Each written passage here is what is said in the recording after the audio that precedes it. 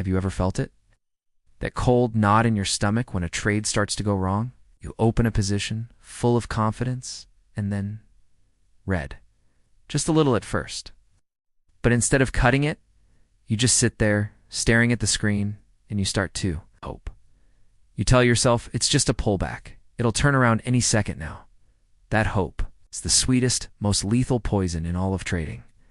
It's the silent killer that transforms a tiny, manageable loss into an absolute catastrophe.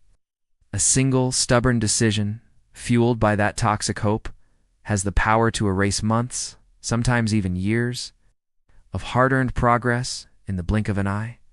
This isn't just a rookie mistake. It's a trap that has snared even the giants of the financial world.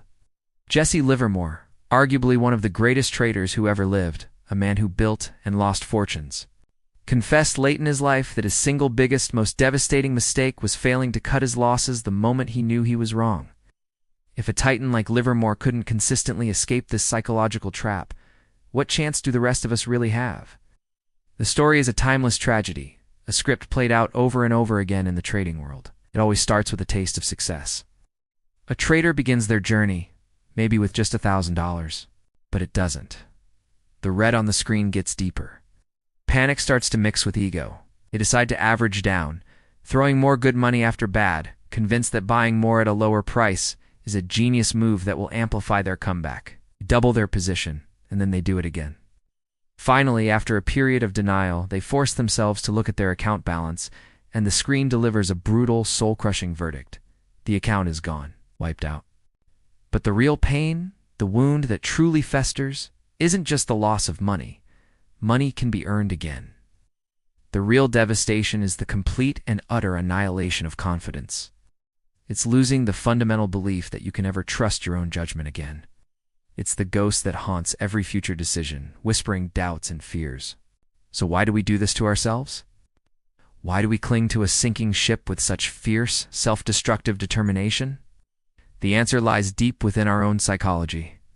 Our brains are hardwired to hate losing far more than they enjoy winning. Psychologists have a term for this powerful cognitive bias: loss aversion. The research is clear. The pain of losing $100 is roughly twice as intense as the pleasure of gaining $100. This emotional imbalance makes cutting a loss feel disproportionately painful. And then there's the ego, that powerful inner voice that screams, "I can't be wrong. I did the analysis. I am right." So we hold and we hope. But here's the cold, hard truth. The market has no conscience. It is an indifferent, relentless force. It doesn't care about your feelings, your meticulously crafted analysis, your desperate hopes, or your dreams of financial freedom. It will do what it will do, with or without your permission. Yes, cutting a loss stings. It's a small, sharp pain, a direct admission of being wrong in that moment. But holding on to that loss, letting it fester and grow, that can destroy you. It's a slow-acting poison that can end your entire trading career. Every legendary trader, every market wizard who has survived and thrived for decades preaches the exact same gospel. Their message is unified and unambiguous.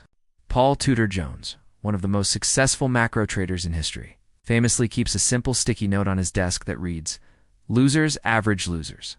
It's a constant, stark reminder to never add to a failing position. Richard Dennis, the visionary founder of the famous Turtle Traders experiment, built his entire system on a single core principle: cut your losses short, let your profits run. The message couldn't be simpler, more direct, more critical. Do not hold a losing trade ever. But as any trader knows, knowing the rule and executing it are two vastly different things.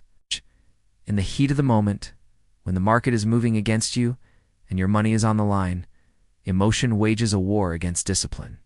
And all too often, emotion wins. Imagine you're the captain of a ship in the middle of the ocean. You hear a loud crack and see water pouring in through a breach in the hull. Instead of immediately ordering your crew to patch the hole and start the bilge pumps, you just stand there on the bridge, hoping the ocean will magically seal the breach itself. That's precisely what holding a losing trade looks like. It's a delusional abdication of responsibility. A professional trader isn't someone who is always right or someone who never loses. That person doesn't exist. True professional is someone who has mastered the art of losing. They know exactly when to staunch the bleeding, when to accept a small defeat to preserve their capital and their psychological well-being. Trading isn't a battle of being right versus being wrong. It's a game of survival. It's about staying alive long enough to be there for the big wins. History is a graveyard of traders and firms who failed to learn this lesson. Jesse Livermore, for all his genius, ultimately met his ruin by breaking his own rules, holding on to catastrophic losses driven by ego and hope.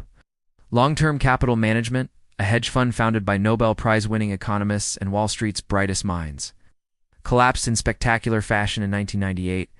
They were so convinced of their own brilliance that they believed the market was wrong and their models were right. They held on, leveraged to the hilt, until the market wiped them from existence. Even today, billion-dollar hedge funds vanish from the financial landscape for the very same primitive reasons: pride, denial, and the siren song of hope. Here is the one undeniable truth of trading. No one has ever blown up their account because they took a small, controlled, predefined loss. It has never happened. But millions of accounts have been vaporized, and millions of trading careers have been cut short. Because a trader could not bring themselves to do one simple thing: admit they were wrong.